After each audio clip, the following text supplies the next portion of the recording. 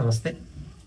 ಸಾಮಾನ್ಯವಾಗಿ ಬೆನ್ನು ಮೂಳೆ ನೋವಿರುವಂಥವ್ರಿಗೆ ಈ ಕೆಲವು ಕಾಮನ್ ಆಗಿ ಕೇಳಿರ್ತಕ್ಕಂಥ ಕೆಲವು ವರ್ಡ್ಸ್ಗಳಿರ್ತವೆ. ಡಿಸ್ಕ್ ಬಲ್ಜ್ ಅಂತ ಕೇಳಿರ್ತೀರಾ, ಡಿಸ್ಕ್ ಹರ್ನಿಯೇಷನ್ ಅಂತ ಕೇಳಿರ್ತೀರಾ, ಡಿಸ್ಕ್ ಕಾಂಪ್ರೆಷನ್ ಅಂತ ಕೇಳಿರ್ತೀರಾ. ಹಾಗಾದ್ರೆ ಏನು ಈ ಟರ್ಮ್ಸ್ಗಳು? ಇದರ ಬಗ್ಗೆ ತಿಳ್ಕೋಬೇಕಾದ್ರೆ ನಮ್ಮ ಸ್ಪೈನಲ್ ಕಾರ್ಡ್ ಬಗ್ಗೆ ನಾವು ಅರ್ಥ ಮಾಡ್ಕೋಬೇಕು. ನಮ್ಮ ಸ್ಪೈನಲ್ ಕಾರ್ಡ್ ಏನಿದೆ 33 ಬೆನ್ನು ಮೂಳೆಗಳಿಂದ ಮಾಡಲ್ಪಟ್ಟಿದೆ.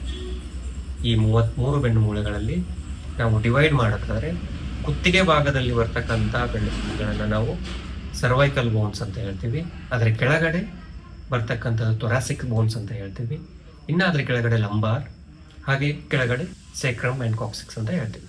ಬೆನ್ನು ಮೂಳೆಗಳ ಮಧ್ಯದಲ್ಲಿ ಇಂಟರ್ಲಿಂಕ್ ಅಂದರೆ ಒಂದಕ್ಕೊಂದು ಜಾಯಿನ್ ಆಗಬೇಕಂದ್ರೆ ಅದರ ಮಧ್ಯದಲ್ಲಿ ಒಂದು hard or rubber like structure ಇದೆ. It acts like shock observer.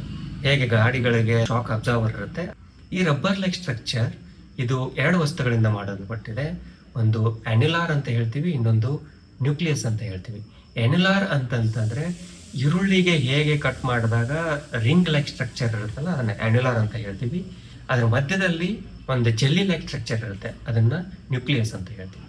ಇವೆರಡು ಶಾಕ್ ಅಬ್ಸರ್ವರ್ ಆಗಿ ಕೆಲಸ ಮಾಡೋದ್ರಿಂದ ಅತಿಯಾಗಿ ಕೆಲಸ ಮಾಡೋದು ಅಥವಾ ಅತಿಯಾಗಿ ಓಡಾಟ ಮಾಡೋದು, ಹೆವಿ ವೇಟ್ ಎತ್ತೋದು ಆ ಡಿಸ್ಕ್ಗೆ ತೊಂದರೆ ಆಗುತ್ತೆ. ಅದು ಇದರಿಂದ ಫ್ಲೆಕ್ಸಿಬಿಲಿಟಿನ ಕಳ್ಕೊಂಡು ನೀರಿನ ಅಂಶ ಕಡಿಮೆ ಆದಾಗ ಅದು ಸರೌಂಡಿಂಗ್ ಈರುಳ್ಳಿ ಥರ ಏನು ಸ್ಟ್ರಕ್ಚರ್ ಅಂತ ಹೇಳಿದ್ವಿ ಅದನ್ನ ಬ್ರೇಕ್ ಮಾಡಿ ಇದು ಹೊರಗಡೆ ಬರುತ್ತೆ. ಅಲ್ಲಿ ಇರ್ತಕ್ಕಂಥ ನರಗಳ ಮೇಲೆ, ನರ್ವ್ಸ್ ಮೇಲೆ ಇದು ಕಾಂಪ್ರೆಸ್ ಮಾಡುತ್ತೆ.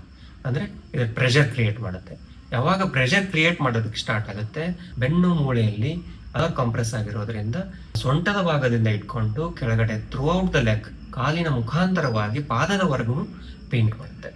ಇದು ಸಿಂಪಲ್ ಡಿಸ್ಕ್ ಬಲ್ಜ್ ಆಗಿರಬಹುದು, ಅಥವಾ ಡಿಸ್ಕ್ ಕಾಂಪ್ರೆಷನ್ ಆಗಿರಬಹುದು, ಡಿಸ್ಕ್ ಹರ್ನಿಯೇಷನ್ ಆಗಿರಬಹುದು. ಈ ಎಲ್ಲ ಕಾರಣಗಳಿಂದ ಬೆನ್ನು ಮೂಳೆ ನೋವು ಬರುತ್ತೆ. ಈ ತರದ 100 ಪೇಷಂಟ್ಗಳಿಗೆ ನಮ್ಮ ಸ್ವಸ್ಥಾಯಿ ಪಂಚಕರ್ಮ ಸೆಂಟರ್ ಅಲ್ಲಿ ಎಫೆಕ್ಟಿವ್ ಆಗಿ ಟ್ರೀಟ್ಮೆಂಟ್ ನೀಡಿ ಪ್ರಮುಖರಾಗಿ ಮಾಡಿರ್ತೀವಿ. ಸೊ ಈ ತರದ್ದು ನಿಮ್ಗೆ ಯಾವುದೇ ತೊಂದರೆ ಇದ್ದಲ್ಲಿ ನೀವು ನಮ್ಮ ಪಂಚಕರ್ಮ ಸೆಂಟರ್ಗೆ ಭೇಟಿ ನೀಡಬಹುದು. ಹೆಚ್ಚಿನ ಮಾಹಿತಿಗಾಗಿ ಅಥವಾ ನಮ್ಮ ಕನ್ಸಲ್ಟೇಷನ್ ಬೇಕಾದಲ್ಲಿ ಈ ಕೆಳ ಕಾಣ್ತಿರ್ತಕ್ಕಂಥ ನಂಬರ್ಗೆ ನೀವು ಕರೆ ಮಾಡಿ ಪರಿಹಾರ ಕಂಡುಕೊಳ್ಳಬಹುದು. Thank you.